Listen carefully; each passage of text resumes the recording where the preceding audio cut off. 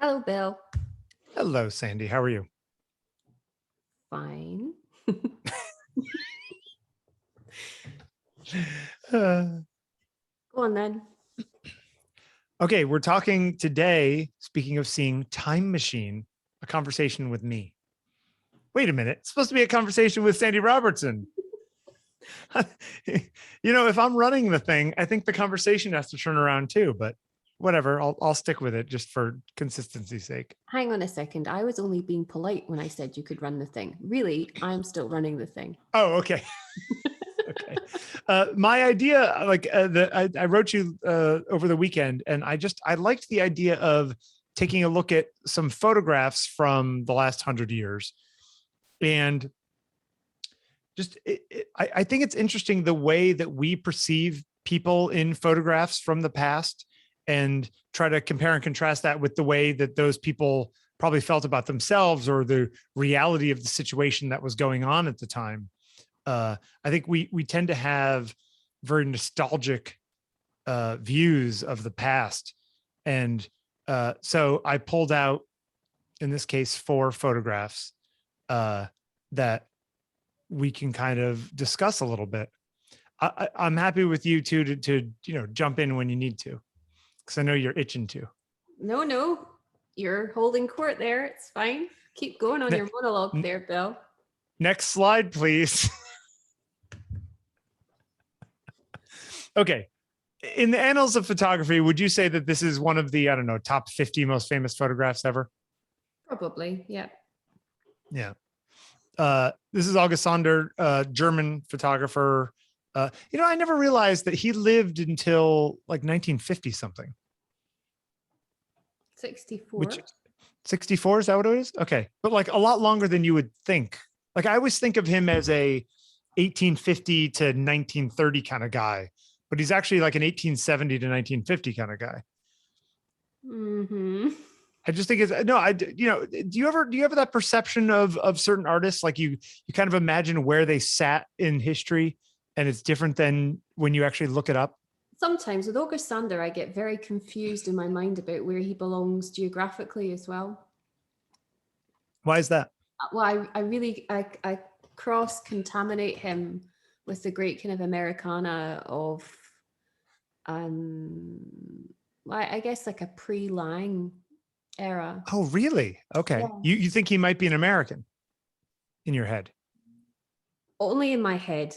What I mean is that sometimes I think there's a crossover for me between farming association work, obviously, Sure. and a lot of this work. I mean, this Yep. work, 1914, this was shot earlier than what we might consider the work that goes into his seminal body of work. Yeah. Although all that stuff was shot for decades, right? All the different people. And it's interesting when you look at those photographs of, the baker and the candlestick maker, and you know what I mean? Like all the the guy with the bricks on his shoulders and things. I look at all of those pictures and they feel very, very, honestly, they almost feel French to me. All the people in them look very European to me. And I don't know, maybe that's just from an American point of view. It's interesting. Like even these guys look Central European to me. It's interesting. But the crazy thing about this is that these guys were not farmers, right? This is the sort of quasi-famous thing. Did you know that? I did. So Yeah. 2 of them worked in an iron ore mine. Yep. And then one of them was the clerk in the office of the iron ore mine. Yeah, I think it's the guy in the front was the clerk. And one of them died soon after in World War One. Yeah, and there's lots of there's lots of criticism of the photograph in terms of it being reflected on as a the longer title, or the other title it's sometimes known as, is Young Farmers on Their Way to a Dance.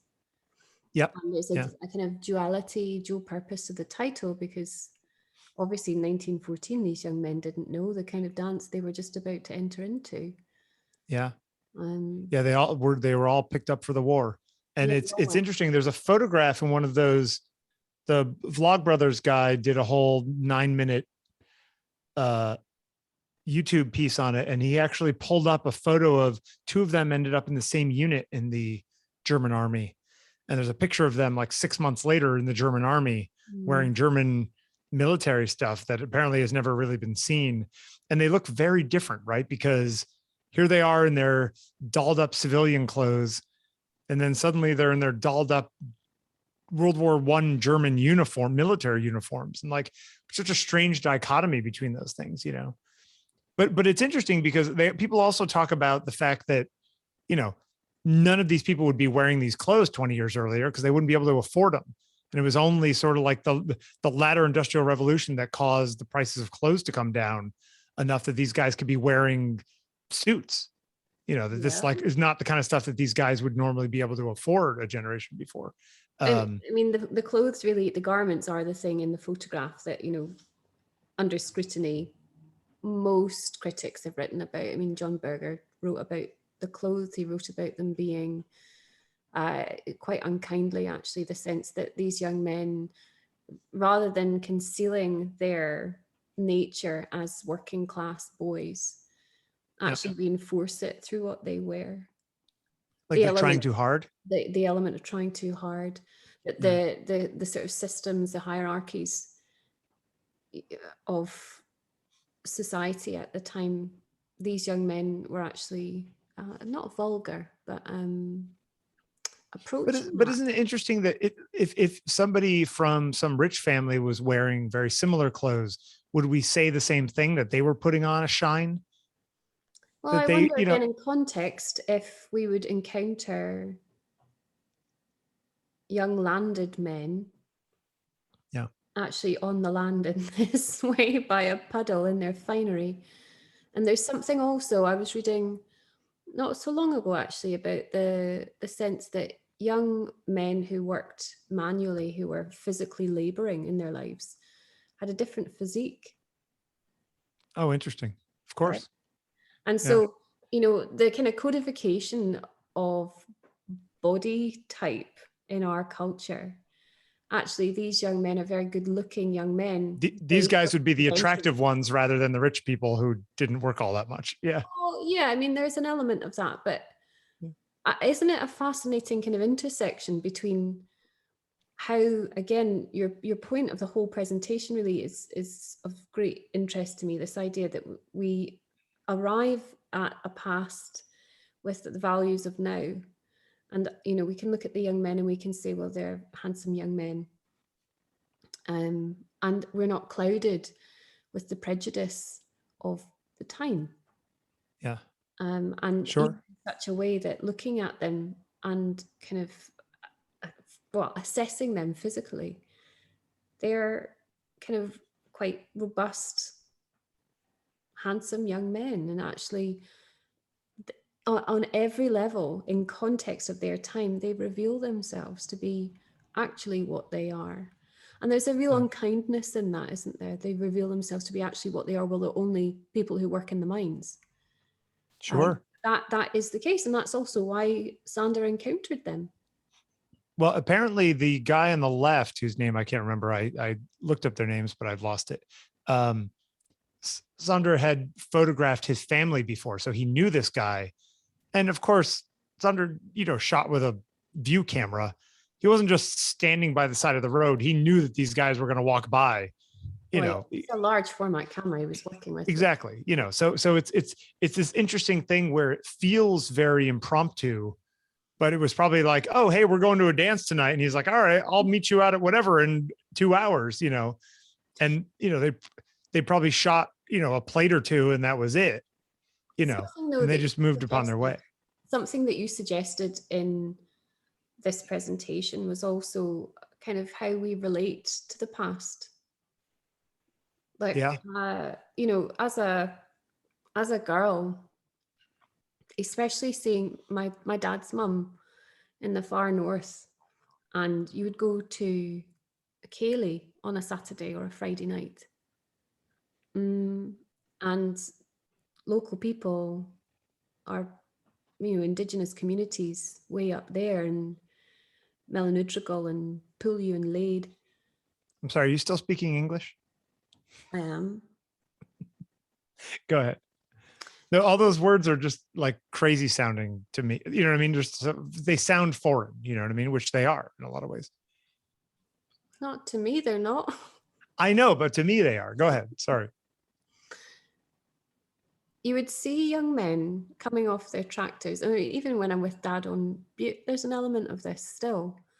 You know, we've collided with ourselves in the 21st century where we think we're so incredibly modern. Isn't modernity such an interesting and bizarre concept? Because, well, these guys think they were modern at the time. They thought they were right, modern. Yeah. but you know, I know that I used to arrive at, you know, a dance, and there would be young men just like these young men, not so different at all. In fact, really the same. And Yeah. probably I'm just the same as some girl that they would meet at the dance, Yeah. whiz around the dance floor with, or Yeah. make eyes Nowadays, maybe at. they're construction or truck drivers or something like that. Or, you know what I mean? Like that, you know, No, the hang on delivery a guys or second. whatever. No, hang on a second. Maybe not minors anymore in this country, at least, but Yeah. definitely, you know, farmers, people who live and work on the land. You know, we sometimes take for granted, especially with all due respect, those of us who live in urban settings, Sure. that the world does still turn outside of those settings, and the world does still turn outside of those settings in a way that it's perhaps always turned. Yeah. Like it never changed. You know, it's always, yeah. Or changed very different, more slowly. Or maybe the irony is that actually even in those urban settings, things aren't really changing at the pace that those people who live within them believe them to. Do you think though, you know, I look at the guy on the left and I think, you know, I live in Brooklyn. If I walked, and I live in an area of Brooklyn that is very nice, but not cool. If I walked 2 miles north and I ended up in Williamsburg, there are people around there who look like that, who want to look like that. You know what I mean? And it's interesting. I have friends in this neighborhood who are sort of, you know, I don't know are there people over there who, you know, dress in oldie timey clothes? Is that still a thing, that like younger people who buy vintage clothes from 100 years ago and dress up in 1920s bathing suits and that kind of stuff? Are there people who do that kind of stuff in the UK? Yeah. So I have friends who are into that world, and, you know, I wonder sometimes whether they look at pictures like this, or, you know, similar kind of pictures, and think about the fact that the guy in that picture went off to war and probably got his face blown off by a shell, you know, like, or do they think about the fact that that guy probably worked 12 hours on a farm before, you know, from 5 a.m. to 5 p.m. in order to get changed to then go to a dance? Or whether they think that they're wearing costumes, or do they think that people back then were also wearing costumes? Like it all just, it feels superficial to me, not like the real life that those people were leading. And I might be wrong. Maybe they are thinking about those things, but when I look at it from the outside, it feels very superficial to me, you know, because they're missing what is ultimately the core of the human experience. All this stuff on the outside is just the frosting. It's none of the cake, you know? We could go really into that actually, because we might say that the superficial nature of our frivolous lives is exactly that. Yet there's also a quality of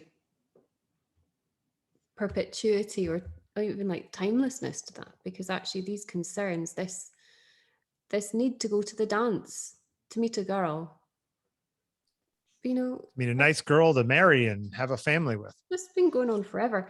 And again, Sure. it's not so different now, is it?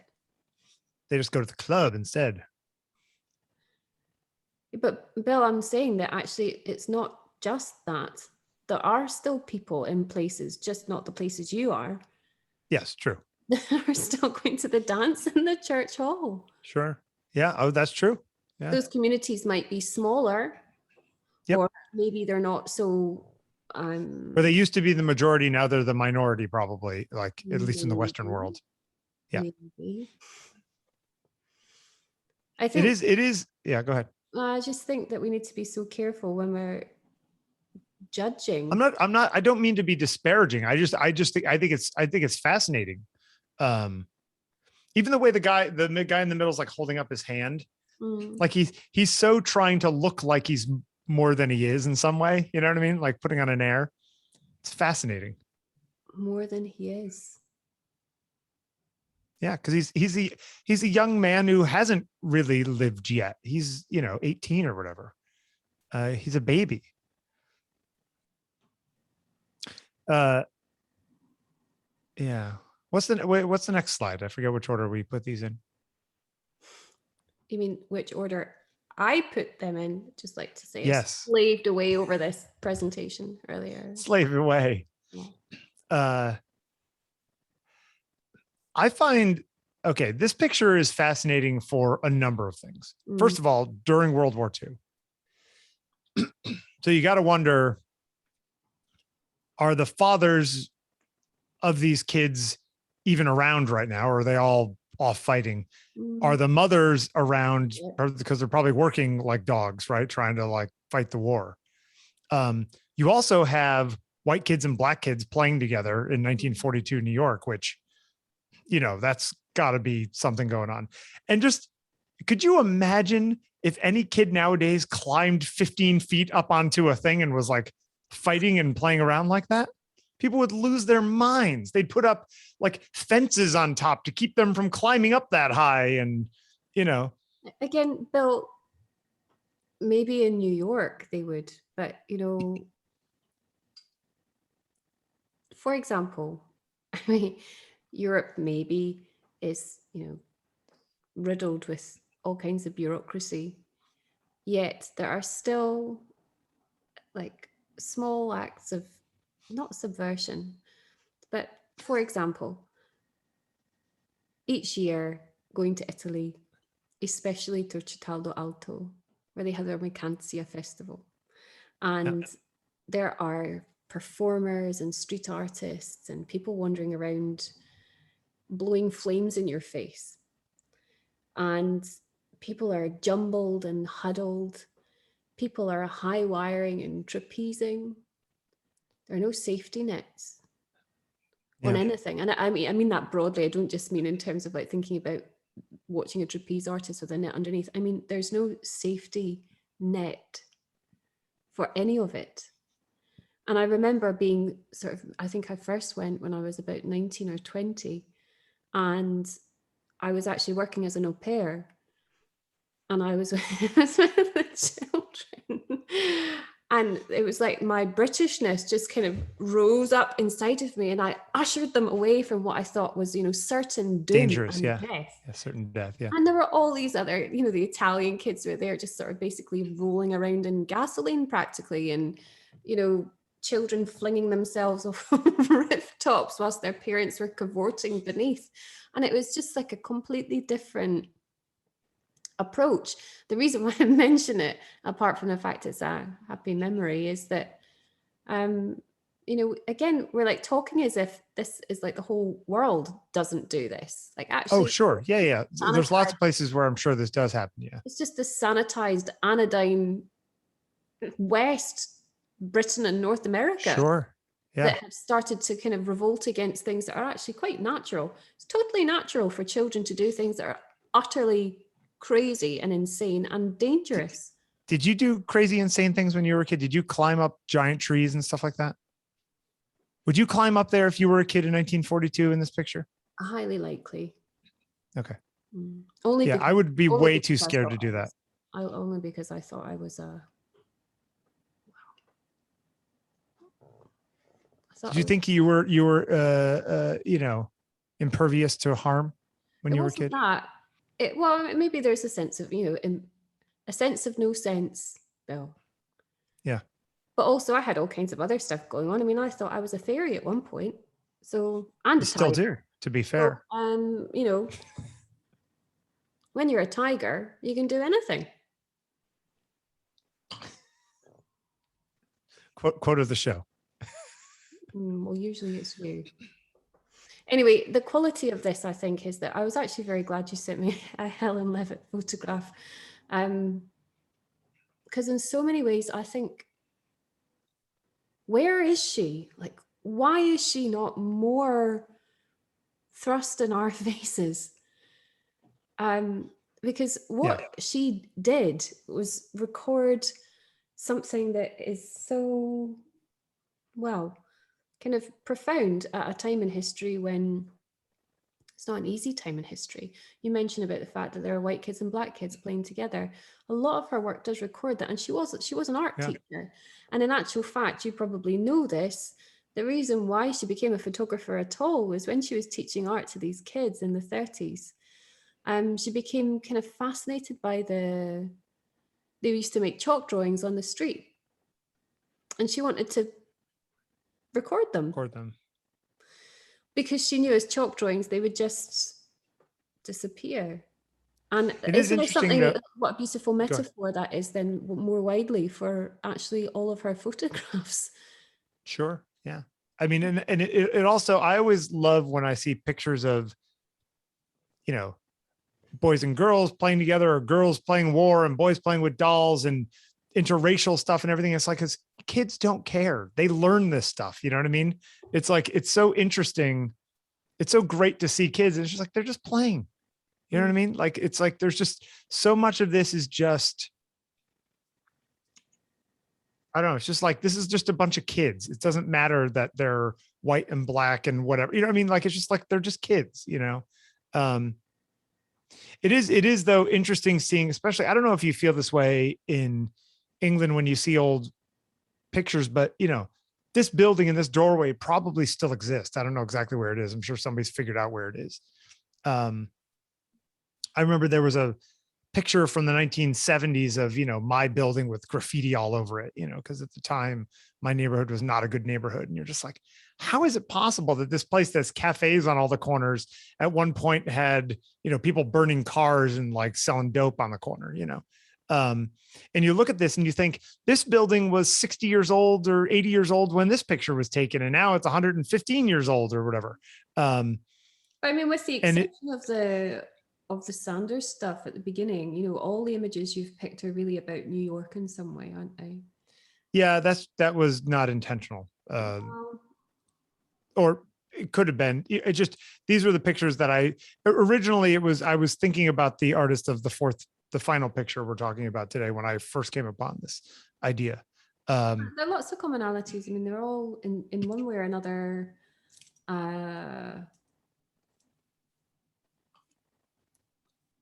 quite outsider-ish. Oh, I hadn't thought of that. Also all Jews. Oh, I hadn't even thought of that either. What else could we say? I mean, these commonalities, do they mean anything? Maybe not. But actually, when I was looking at the images you had suggested, I did wonder what your golden thread was going to be. I know you love your golden threads. See, you found 16 golden threads through my series. You were looking at the dates, how many decades apart they were. You're considering the religion of the photographers. That's just, I guess, some kind of weird, like savant-like thing that you have going on. Yeah, I do. I always look for patterns and information, but I know. I just want to read something that I knew that Helen Levitt said. And it's something that I say it to my daughter actually sometimes when she's got her face stuck in her iPad. Helen Levitt said this: I go where there's a lot of activity. Children used to be outside. Now the streets are empty. People are indoors looking at television or something.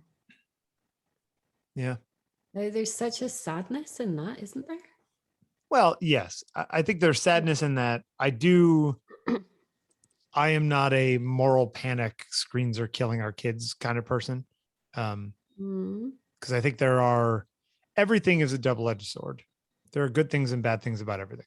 But, you know, we're looking at something here you just mentioned, you know, can you imagine a kid climbing 15 feet up in the air on top of a column or something now and people not freaking out? Well, yes, there's obviously grave danger in this kind of activity. Yeah, But those 4 kids could die if things go poorly right now. Yeah. right. And kids watching television or looking at their iPads, they're not going to imminently die, are they? Right. There is a kind of death to childhood, actually, in not doing stuff like this. Sure. I Yeah, mean, I would absolutely. be horrified if I saw my daughter up there. Yeah. But you're right. I think about it. As I said, in my tiger years, the inter-tiger years between about age 6 and 9, I would have been up there. Yeah. It is I mean, listen, most people agree that kids could use a little more just general playtime in their lives right now. I mean, we overstructure. Certainly in my neighborhood, it's all young families with kids in my neighborhood. It's all, young little yuppie lawyers and their spouses and their kids and the whole thing. Like that's where I live. And so, these kids aren't allowed to walk 10 feet away from their parents without all hell breaking loose. So yeah, seeing these not only up there, but like one kid's like boxing with the other kid. You know what I mean? They're going to flay each other off any second. Yeah, yeah. And you know what? Maybe the next shot in this thing is like one of those kids lying on the ground. We don't know. But across all of Helen Levitt's earlier work, which is black and white. I mean, she really is a color pioneer in many ways. So let's not forget later in the 50s. But her black and white stuff of kids, this kind of amazing street photography, is she is recording childhood, and she's recording childhood at a time when, to be a child, there's an element of kind of like Golding-esque Lord of the Flies. The kids have been left alone. Sure. The old folks have all headed off to war or wherever. To war and factory, sure. Yeah. But I mean, isn't there also an element though that in 1942, if you talk to these parents, they would probably say, back when I was a kid, back in 1914, we used to play like this, and that way of playing was better than the way the kids are playing now. You know what I mean? Like your sense of modernity just being this wall that's moving forward in front of us in our present reality. But again, I'm sure all the things we're saying would be said in this same time too. Yeah, and that's why I don't know if it's a comfort or a frustration for some people to think that actually we're not so very different ever. We might think we are. Sure. But a human is a human, and kids are kids. And really, I think what history must have taught us by now is there are just certain things that we're going to get into at various stages of our development as human beings. But the settings change, that's all. You know what else is interesting? Did you notice that, the door is closed, the window on the left has gates over it, the door on the right is gated. There's nothing open in any of this. It's just like this wall of keep out. That's why it's very much like I don't know if it's prescient or apocalyptic or something. But there is a funny thing that people talk about that kind of thing now, or in the 70s and 80s when things were really bad in the cities in America and a lot of places. And it's just like, I don't know that it was that. I think people's memory of what it was like in the 40s and 50s might not have been quite as, try to find a better word than open, but open than they remember. It's a classic Ed Koch line. Have I ever talked about this with you? So Ed Koch was a mayor of New York back in the 80s. And I saw an interview with him once, and he had won the mayorship election, and he was walking with his advisors down, not on Coney Island, but like one of the beaches down there. And this old woman said, "Mr. Mayor, Mr. Mayor." And he went over to her, and she grabbed his hand and she looked up at him and she said, "Please make it how it used to be." And he said, "Ma'am, I'll try, but I don't know that it ever was the way you think it was." Well, I mean, I don't know. You must have done this, Bill. Outside the city, returning to places where once you've been as a child, for example. Mm-hmm. I can go to places now as an adult that I went to as a child that really haven't changed all that much. Yep. And when I am in those places, I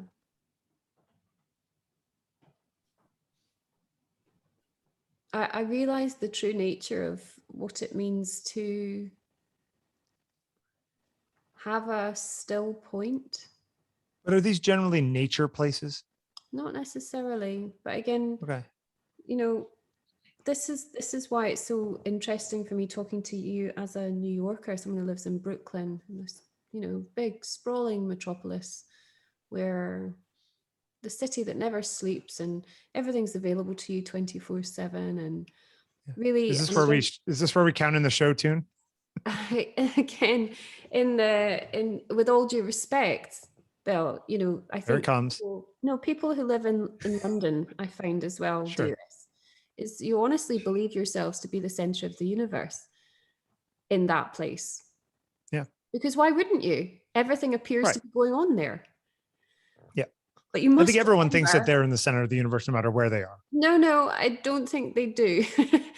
You must remember that outside of those city limits, outside and away in the world, there are many things going on that don't look like what you experience, or if they are similar in some way, they're only similar in part. And I think it's maybe a kind of strange naivety in all you highly sophisticated people in cities who, you know, you maybe, it's like you forget that there are still farmers and village halls. No, I absolutely. But I think the flip side of that, though, is that what went on in those places, my, you know, wife grew up in a small town in Vermont where there were 20 kids in her high school class. But it doesn't mean that, you know, this guy wasn't sleeping with this married woman and that this guy murdered his wife and this thing happened and all that. It's not that. I think that there's a superficiality to the earnestness and the idyllic nature of a lot of these places. I'm just saying that, like, I think that people look at that and they say, oh, you know, you just said that, like, a still point in reality. Well, I don't think the people living there in that moment think that it's a still point. Well, of course not. I'm talking about the relationship we have with time and our understanding of what really nostalgia is. Yeah, but if I grew up here in this neighborhood, I bet you if I came back here, it would feel the same as it always felt to me. Indeed. But that's actually slightly different point to the one I'm talking about, where we don't forget that our experience, though shared across the entirety of humanity, is also very much about our privilege and geography and all those other things. I was actually I photographed a guy today from Lima, Peru, and we were just talking about how, you know, if you're in Miraflores, like this area of Lima that's, you know, very nice and modern and cosmopolitan and condos and all the rest of it, it's like, oh, this is beautiful here. And then you're driving to the airport and you're driving through these favelas, these slums, you know, and you're just like, the level of poverty is just unbelievable, you know, to rich Western country people.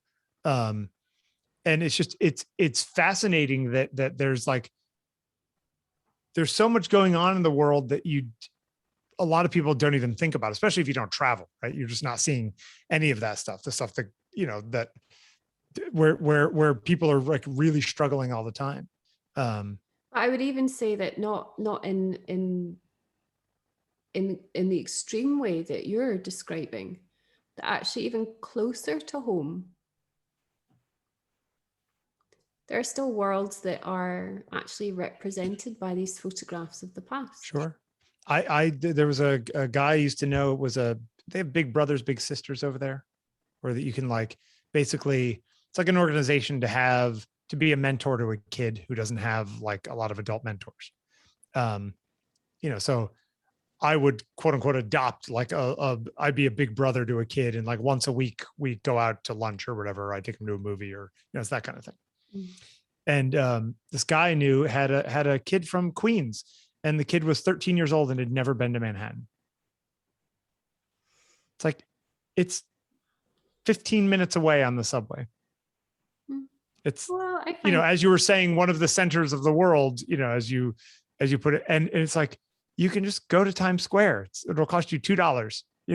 I will take you. but isn't Kid had never it been. so interesting? I find this in teaching a lot, and I find it when we're discussing management of pupil premium students.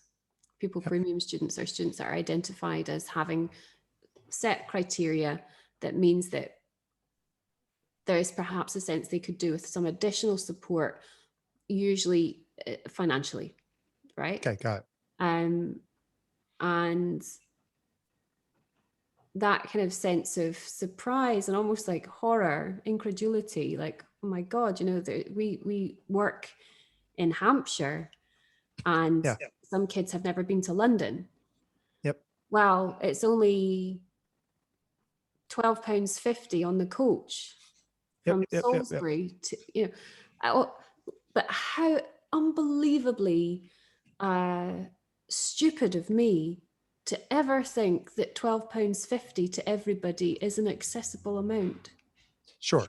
You know what I mean? Yeah, no, absolutely. But I'm also talking about kids who were like taking the subway to school. It's just stay on the subway. You're on it. Go in. But you're right. No, you're entirely right. No, we take for granted. We're so complacent. You and I in our adult worlds where we have places to live and food to eat and stuff to do. Of course. Yeah. Let's not forget that that's not everybody's. Absolutely. But it's kind of my point though, is that just that you imagine that all of the kids, say, living in New York are having this New York experience, and like, you can go to the Met, it's free. And it's like, well, maybe they have no idea where the Met is. They've never been to Manhattan. Their parents have never even showed them art in any way. Even if they could go for free and they have the time, it's like the parents don't have time to take them, or, you know what I mean? Like, or it's that sissy something to do. It's like not something that their kids are interested in. The psychological, sociological barriers don't always have to be financial, do they? As you're saying. No. It's so there's so much to that. And it's, I feel as largely educated as I am about a lot of these things. I often even talking to you, feel like some sort of neophyte who knows nothing. Don't be so ridiculous.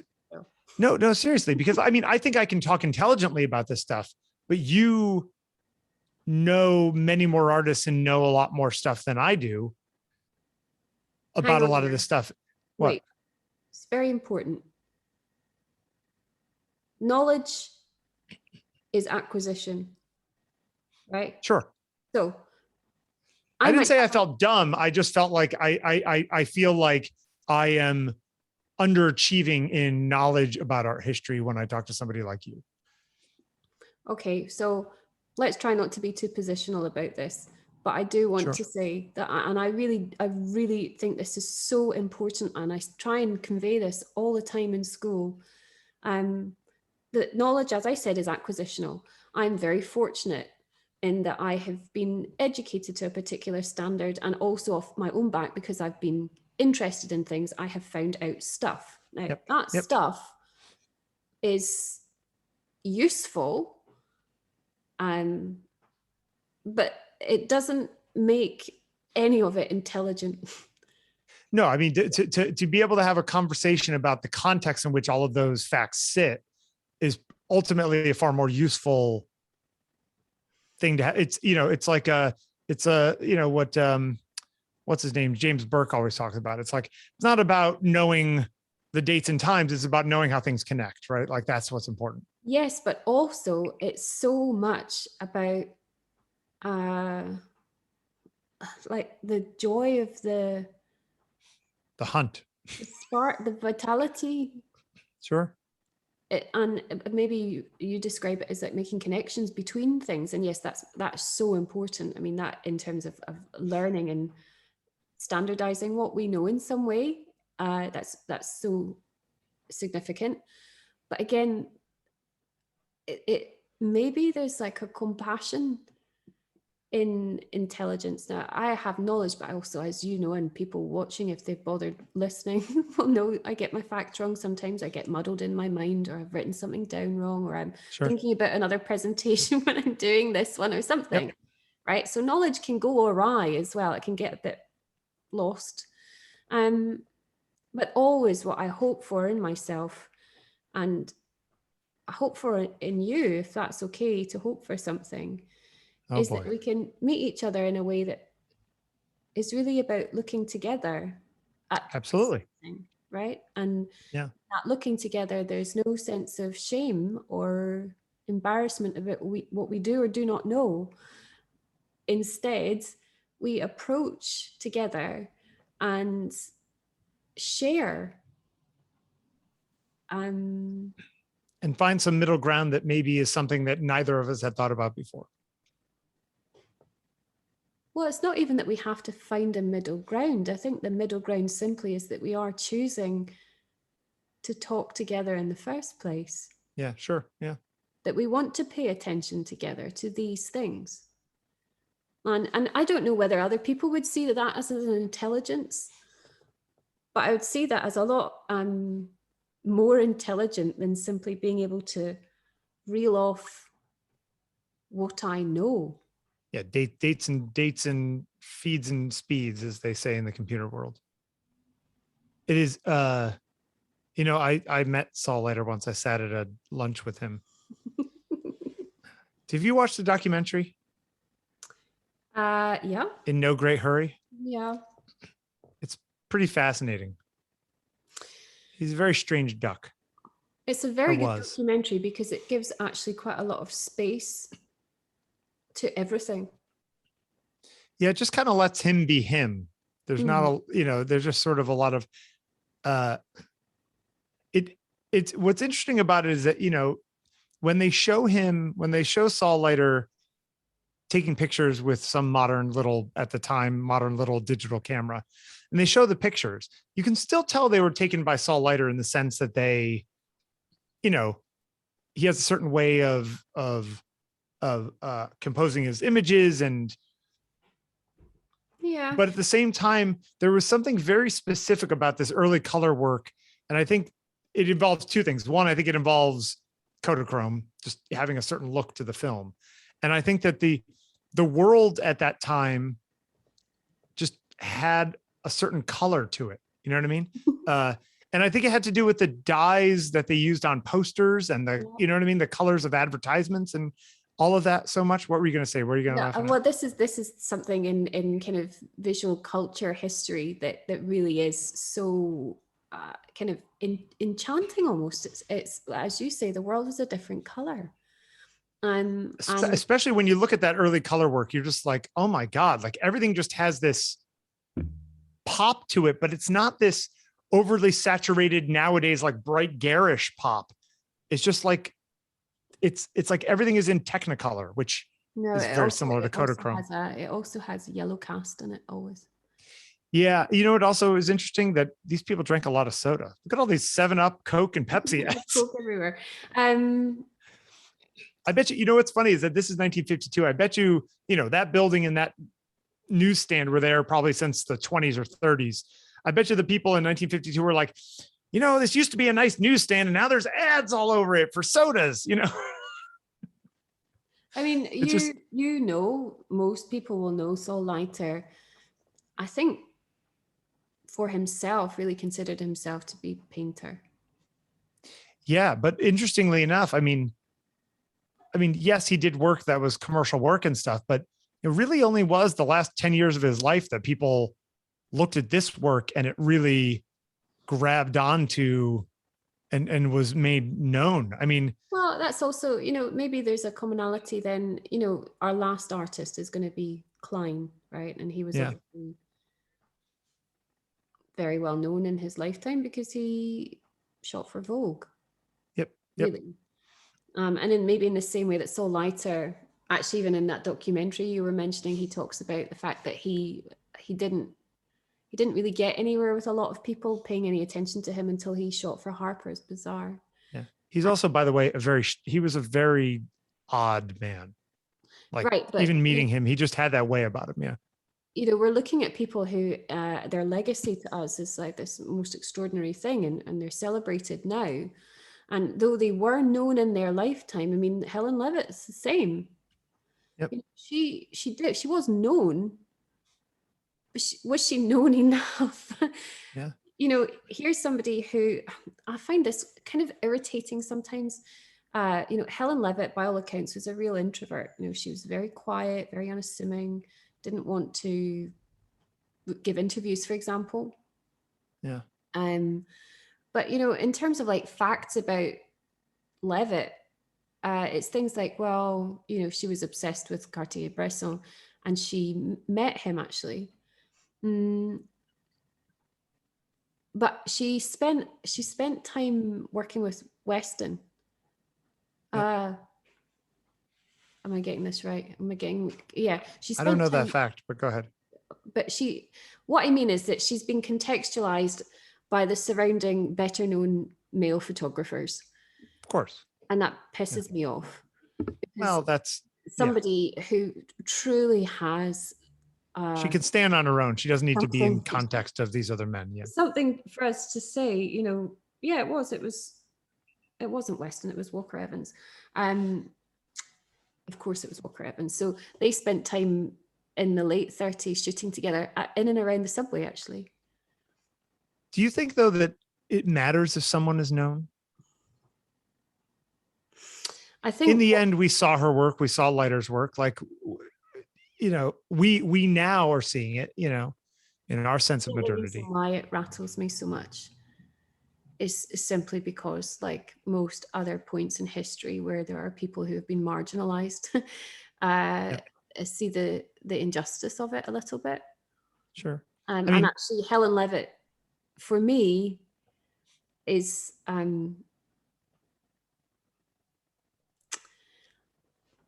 I just feel sad that she's not better known, even now.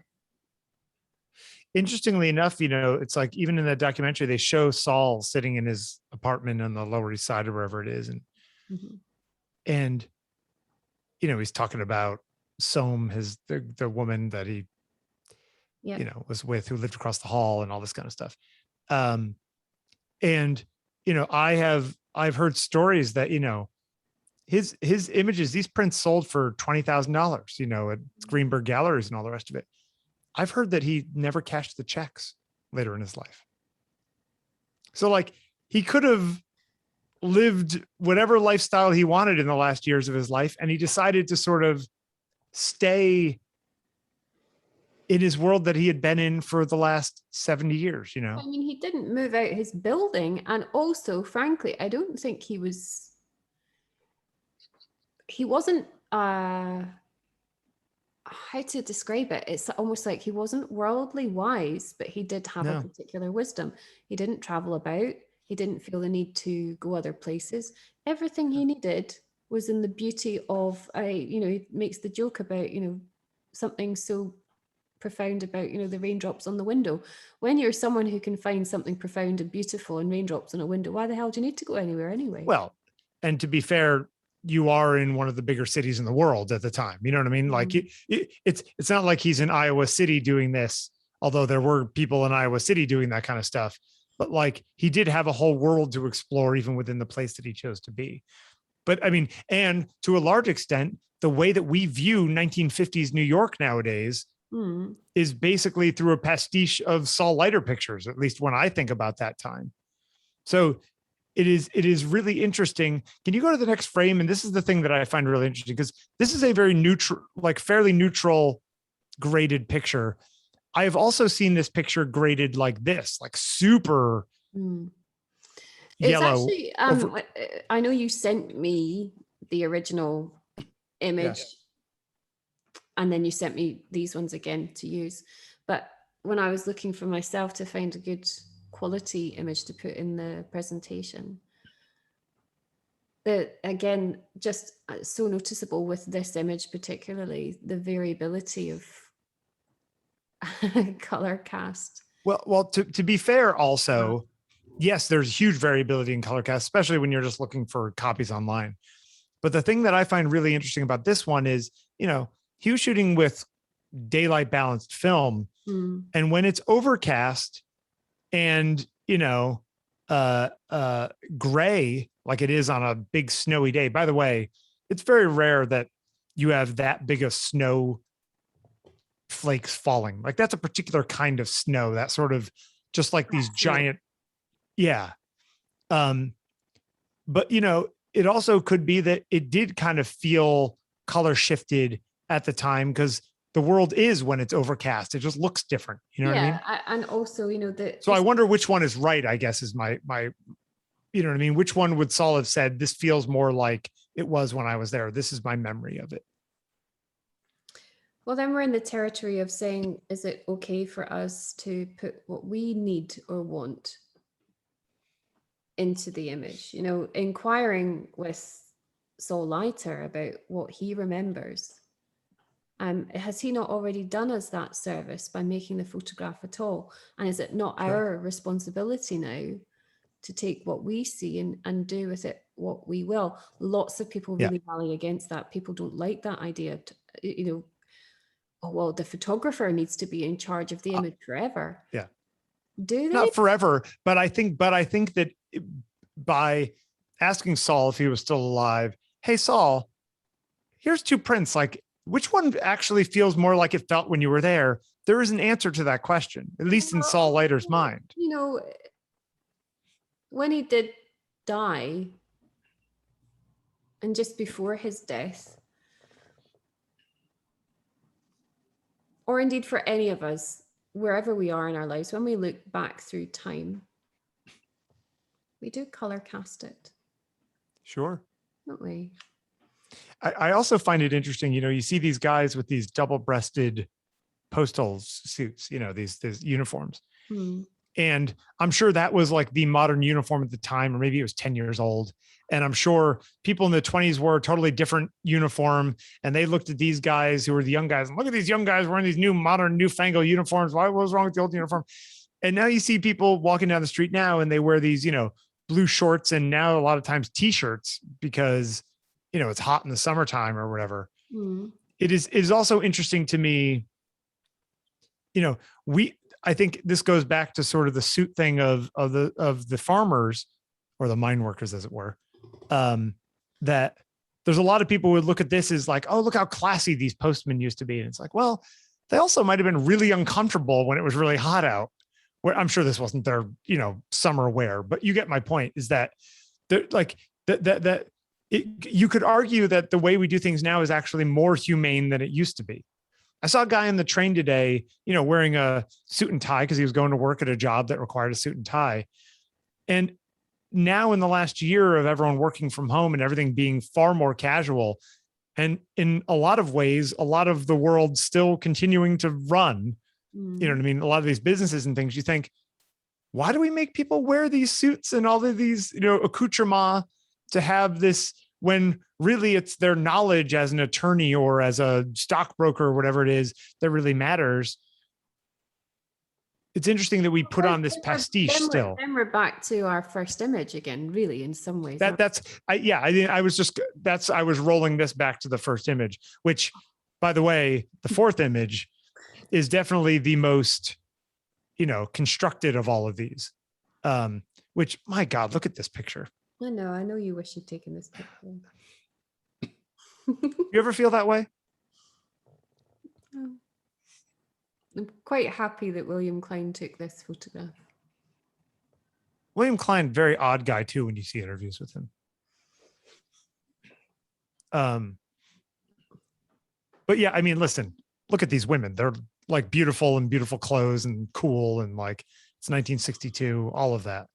But just the construction of the image with these mirrors and like putting it all together. This is excellent work. Although it is really funny to me that, you could look at this and you could look at, I don't know, give me a 1920s fashion photographer. Worst. Sure. And you can look at that and go, all right, there was similar stuff going on. Like everything's a copy of something. It's like, we're all just iterating on what came before. But you do look at this and you think, wow, this is like, these people back then, they really did know their stuff. I think there's a lot of, there used to be a thing when I was in music school where all these, young kids used to come in and they'd be all rock, whatever, or jazz, whatever. And they'd be like, oh, why do we have to learn 4-part harmony? Why do we have to learn Bach? And like, why do we have to, whatever? And it's just like, because everything you do kind of comes from Bach. It's all in there. Bach had it down 300 years ago and you're only now catching up. And in a lot of ways, I tend to, I think, look back more than I should. Hell, I want my photographs to, look like Caravaggio and who else? Sargent, as we've discussed on 74 episodes ago. Like those are my heroes. I'm always looking back, and if anything, my problem with my work is that I feel like I am trying to create something that is too far. The world has moved past what I'm trying to make, but that's a whole other conversation for another time. But like, I look at this kind of thing and I think this very much probably did capture fashion in 1962. Like this is just before real 60s fashion blew wide open what we consider sort of like highly constructed formal fashion. You know what I mean? This is still the 50s, really, in terms of. Yeah.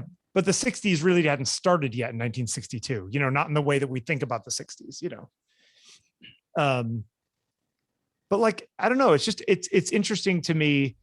Talk about a constructed image where people are putting on a face. I mean, your average person did not walk around like this in 1962. I mean, Klein's very versatile. Yeah. Considered to be almost like king of fashion photography. Yep. But the street stuff with the kids and all the rest of it, I mean, stuff. Yeah. But what is interesting about him is that we've got these kind of sensational images.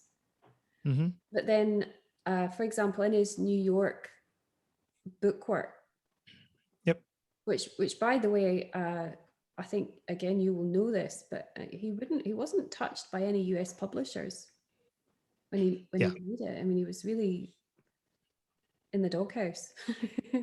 Nobody wanted it. He was it has always been. He's still alive. He's the only living photographer we've got with us this evening. He's very critical of American culture and society. Yeah. Very spoken about it. But anyway, I mean, in the book of New York, we've got these really like punch you in the face, amazing photographs, but actually even the quieter photographs have the most beautiful quality. We don't have to have a kid with a gun, do we? But we might have just a moment of intimacy between a couple. And there's something still, the language of it is so transporting, inviting. Not that, certainly not that Klein is an unknown photographer by any means, but I think he is underrated. Me too. And I think, the difference for him is that there's not the sadness that I feel for Levitt, because Levitt is dead. She will never know. Yeah. Whereas he still has the chance to find out that people really do treasure his work. I mean, massive success. Obviously, the man, did really well. But when people talk about the best photographers of they're going to put Avedon above Klein, and I don't know that as much as I like Avedon, I think Klein's work is a lot more interesting a lot of the time. So it's something else with this. Again, Sanders may be the outlier on this, a bit separate actually. But because he was European. Well, no, because also, hang on a second. All of these people come from essentially immigrant families at some point. Sure. As I said, that, Leiter, Levitt, Klein, all Jews. In many ways, perhaps that kind of archetypal itinerant, even though we're saying Saul Leiter didn't really go very far, nonetheless a sense perhaps of inquisitiveness, roving somehow. But the thing I Sure. I was mean, going yeah. to mention is that they all have a connection to other fine art practices. Yep. Yeah. So, I Yeah, mean, Klein was a painter too. Michael Yeah. Klein was a painter. I mean, he studied with Fernand Léger Yep. at Sorbonne. You know, I mean, Yep. he's a highly educated man. Yep. So they do have these qualities of interchange between other art forms, other making practices. And also he had a particular, or has a particular interest in abstract painting and sculpture. And I think, for example, in this photograph, it's highly sculptural, isn't Sure. it? I mean, this is very constructed. This is not like, oh, they happen to be standing there and, you know, this was put together. How would you feel if you were the woman in the middle who didn't get a reflection?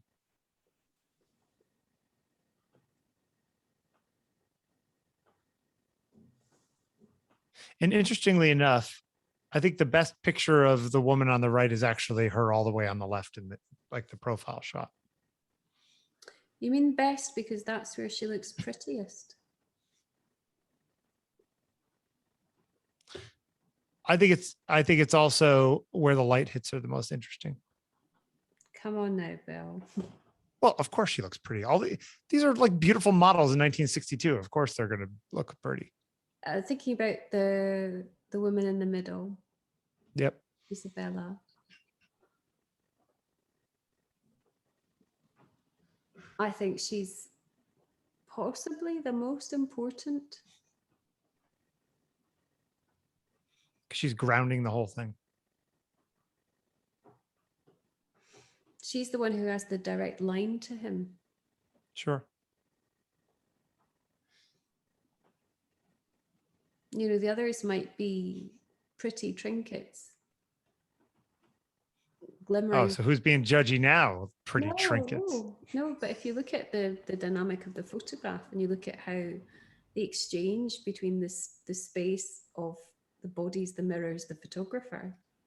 Yeah. Really, she's the only one facing him. Yeah, you're right. She's got the direct line. And it is interesting though that isn't this though? I mean, the others are photographs. I mean, arguably the Sanders one is not just because that one was a planned version of real life. This one is definitely artifice, you know.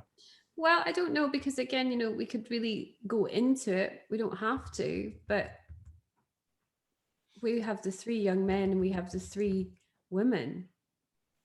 Sure. We could look for the visual relationships here, couldn't we? The kind of spatial relation and so on. But isn't it interesting how much more complex composition got in 38 years? I'm not sure about that, Bill, again. 48 years. I'm not sure actually what new tricks William Klein could teach August Sander.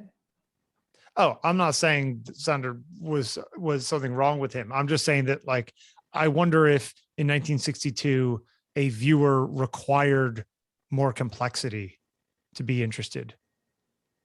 Well, plus, Klein was also using tools that these girls did not have to sit still for 3 seconds while he, okay, made an image. We know in photographic history that, as soon as we could, we were building stories in photograph. Sure. And doing composites and all the rest of it. Sure. Yeah. So, I mean, I'm just going to shoehorn Hippolyte Bayard in because he is another unsung hero of photographic history, but he really is the person, I feel, that introduced narrative quality, fine art sensibility into photography. And for that, I think we should feel really grateful. With all due respect to Fox Talbot, there's only so many haystacks one can take. Ugh, believe me, I understand. I agree. Much as, again, very grateful and in gratitude think of him as a pioneer, I think someone like Bayard, who's really forgotten by the annals of time in so many ways. You know, his Drowned Man is really bringing photography into line with painting. Sure. And that's been such an uneasy relationship for photography for such a long time within the span of our very short photographic history, of course. Yeah. But I'm not sure by this point if what Klein is doing, much as it's marvelous and we appreciate it, I don't think there's a greater intelligence, let's say.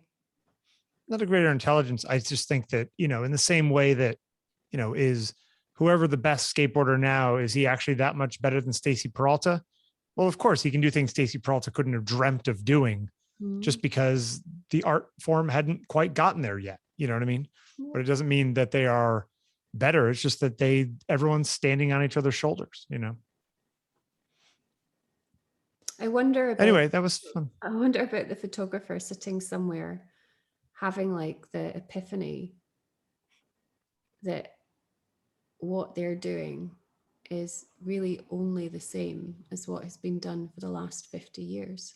Because apart from digital tech, really, what has photography learned?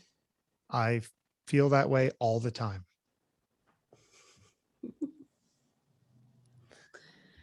Oh, Bill. Yay! Another episode. Did I do okay? Well, viewers, did he do okay? I'm waiting for my grade, teacher. If you want to leave. Did I pass my A levels? Not sure. Ouch. So we won't see you next week, but we'll see you soon. Yeah, I'm away next week, but I will be back. I will be back soon. Okay. Thanks, Bill. Thank you.